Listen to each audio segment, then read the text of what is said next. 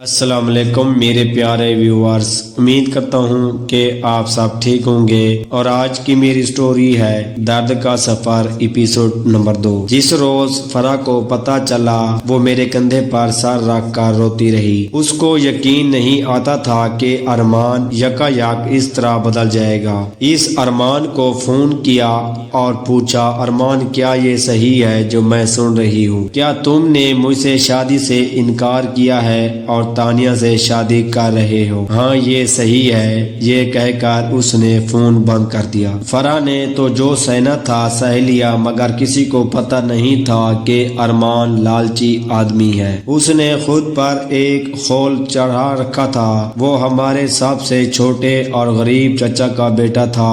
ان کے گھر میں خوشحالی نہ تھی، اس سے امیر ہونے کی حسرت تھی، اور اس آرزو کو اس نے دل میں دبا رکھا تھا۔ جب اس سے اندازہ ہوا کہ تانیہ اس میں دلچسپی لے رہی ہے تو اس کے اندر کے لالچی آدمی نے یہی سوچا کہ کیوں نہ میں اس موقع سے فائدہ اٹھا لوں۔ اس سے تانیہ سے نہیں، اس کی دولت سے محبت تھی جو وہ اپنی اکلوتی بیٹی کے نام کر گئے تھے، اور باقی اثاثہ بھی تانیہ کو ہی ملنے والا تھا۔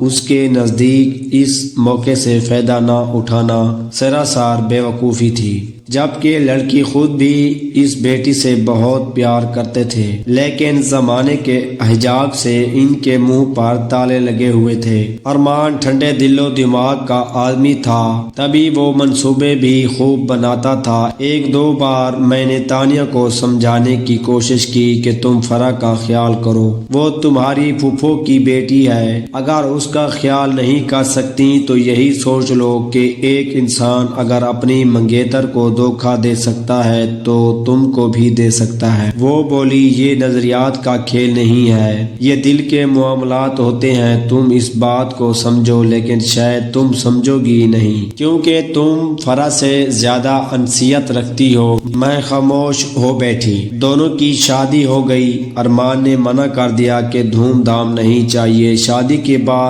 دونوں بنی مون منانے چلے گئے۔ ادھر غم سے فرح بیمار پڑ گئی۔ میں روز پھوپھو کے گھر جاتی اور اسے سمجھاتی، اس کی دل جوئی کر۔ شادی کا بمشکل 1 سال بنسی خوشی گزرا۔ پھر ارمان نے اپنا اصل رنگ دکھانا شروع کر دیا۔ وہ پیار سے بیوی کو کہتا کہ تم اپنی جائیداد کا کچھ حصہ تو میرے نام کر دو تاکہ خاندان میں میری کچھ عزت بن جائے۔ تانیہ نادان ایک دن اس کی باتوں میں آ گئی اور اس نے اپنی جائیداد اپنے خاوند کے نام کر دی۔ اس طرح رفتہ رفتہ باقی اثاثوں پر بھی ارمان نے کنٹرول کر لیا۔ جب اسے اپنا مقصد حاصل ہو گیا تو وہ اس بات پر تانیہ سے لڑنے لگا کہ 2 سال ہو گئے شادی کو اور تم نے مجھے ابھی تک اولاد کی خوشی نہیں دی۔ میں ایسی جائیداد کا کیا کروں جس کا کوئی وارث نہ ہو؟ کبھی کہتا کہ تم اولاد کے لیے علاج نہیں کروائیں، میری لائی ہوئی دوا نہیں کھاتی، اپنا خیال نہیں رکھتی۔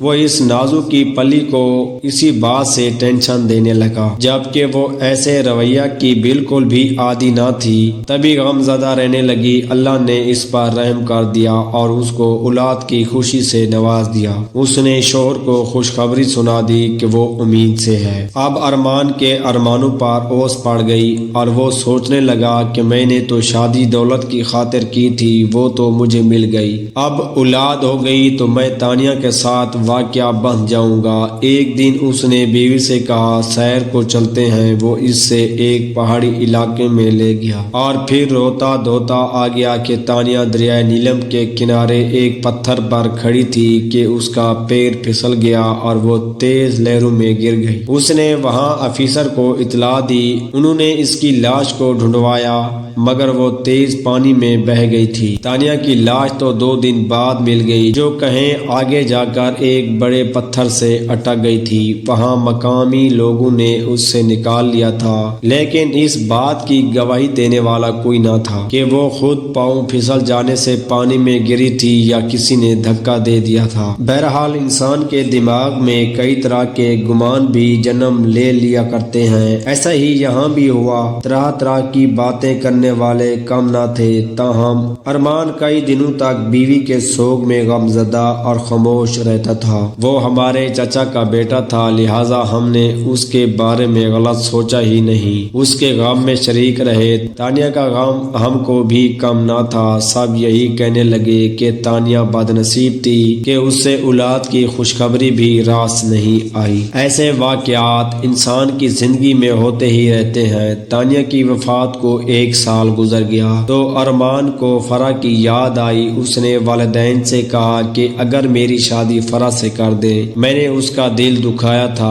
تبھی مجھے تانیہ کے ساتھ شادی راس نہیں آئی، اور اس نے بھی فرح کا دل دکھا کر جان گنوائی۔ ماں باپ کو بیٹے کی بات دل کو لگی، وہ فرح کے گھر گئے اور اس کے ماں باپ کو منا لیا۔ فرح کو اس کی بے وفائی کا بہت دکھ تھا، لیکن اس نے والدین کی خاطر اس بے وفا شخص کے ساتھ شادی کرنا قبول کر لیا۔ تاہم اس کے دل میں ارمان کے لیے وہ پہلی جیسی جگہ نہ رہی تھی جب اس کی شادی ہو رہی تھی۔ وہ زرد بیمار لگ رہی تھی، چہرے پر وہ خوشی بھی نہ تھی جو ہونا چاہیے تھی۔ بہرحال شادی ہو گئی۔ تایا کی دولت کا مالک ارمان اب امیر آدمی تھا، لیکن فرح کے لیے وہ ایسا نہ تھا۔ دل تو ایک شیشہ ہے، اگر شیشے میں بال آ جائے تو جاتا نہیں۔ فرح اس حقیقت کو فراموش نہ کر سکی کہ ارمان ایک بار اس کو ٹھکرا چکا تھا۔ جب یہ بات یاد آتی تو اس کی آنکھوں سے آنسو چھلک پڑتے تھے۔ ان کی شادی کو 6 سال گزر چکے تھے۔